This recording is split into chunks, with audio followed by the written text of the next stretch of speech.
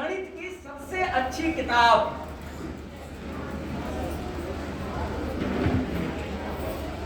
नहीं पता है?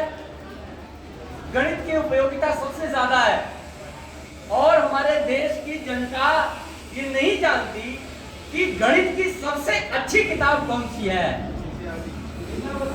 एनसीईआरटी कोई किताब नहीं है।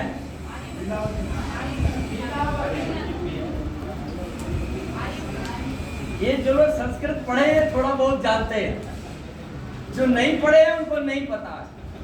अच्छा, फिजिक्स में सबसे अच्छी किताब कौन सी है? फिजिक्स मॉडर्न सब्जेक्ट है और सबसे ज्यादा डिमांड में रहता है। नहीं पता है आपको? अच्छा, केमिस्ट्री में सबसे अच्छी किताब कौन सी है?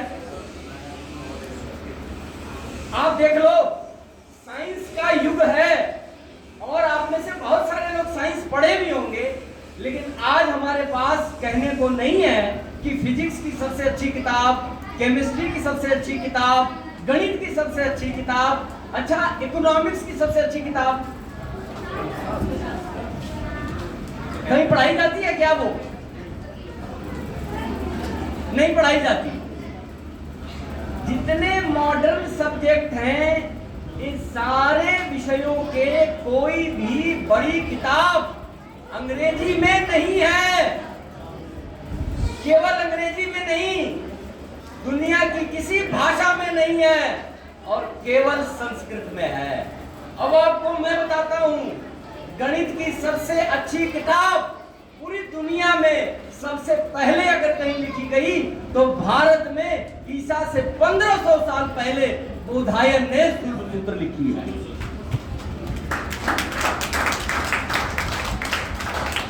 भौतिक विज्ञान का सबसे पुराना शास्त्र ईसा से 700 साल पहले गणाद ने वैशेषिक सूत्र लिख करके दिया, वो संस्कृत में है। रसायन शास्त्र, जिसके बारे में पूरी दुनिया कौन रॉबर्ट और कौन क्या क्या नाम लेती है, ये एनसीईआरटी वाले भी उन्हीं का नाम छाप के सबको पढ़ा रहे हैं। आपको पता है कि रसायन शास्त्र भारत में कब आया? इस सब ईसा से 500, 700, 1000 साल पहले भारत में ये किताबें लिखी गई। आज रस रत्न समुच्चय नाम का रसायन शास्त्र का सबसे महत्वपूर्ण ग्रंथ संस्कृत में लिखा है भारत में 11वीं शताब्दी में, जब अंग्रेज यहां पैदा भी नहीं हुए। अर्थशास्त्र, इकोनॉमिक्स, उसका फादर किसको बोलते हैं? गूगल में सर्च कर लेना। किसको बोलते हैं? नहीं, गूगल में जाएंगे तो क्या मिलेगा? फादर ऑफ इकोनॉमिक्स कौन है?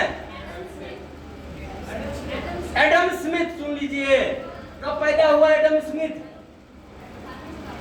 200-300 साल पहले। आज से 2500 साल पहले जो चाणक्य जिसने अर्थशास्त्र लिखा, उसको अंग्रेजी वाले जानते नहीं हैं, वो संस्कृत में लिखा है। मेरे कहने का मतलब सिर्फ इतना है कि आज जितने मॉडर्न सब्जेक्ट हैं, इन सारे विषयों को पैदा करने वाला अगर कोई है तो वो संस्कृत है। आज यह जनपद सम्मेलन उस संस्कृत भाषा की महत्ता को, उस विषय के स्वरूप को जानने के लिए आप सब लोगों को बुलाया है कि अगर इन सारे विषयों का मूल जानना है तो संस्कृत पढ़ना पड़ेगा। बिना संस्कृत पढ़े हम इन आधुनिक भाषाओं के, आधुनिक विषयों के मूल तत्व को नहीं जान पाएंगे। आज गूगल में सारा ज्ञान बैठा है और जब हम उसको खोलेंगे तो इन सारे विषयों का ज्ञाता और देने वाले जन्मदाता सारे अंग्रेज बैठे। इतनी बड़ी चोरी दुनिया में और कहीं नहीं हुई होगी। इसलिए अपने घर के इस माल को जानने के लिए संस्कृत पढ़ने की ओर आप सब प्रवृत्त हो। इसलिए इस तरह का सम्मेलन हुआ है। इन जितने बच्चों ने सहभागिता की है, ये सब संस्कृत के उस महत्व को जान पाए, ताकि इनका भी सिर गौरव से ऊंचा हो सके कि हम उस भाषा को बचपन में पढ़े हैं जो भाषा भारत की सबसे पहली और मूल भाषा है।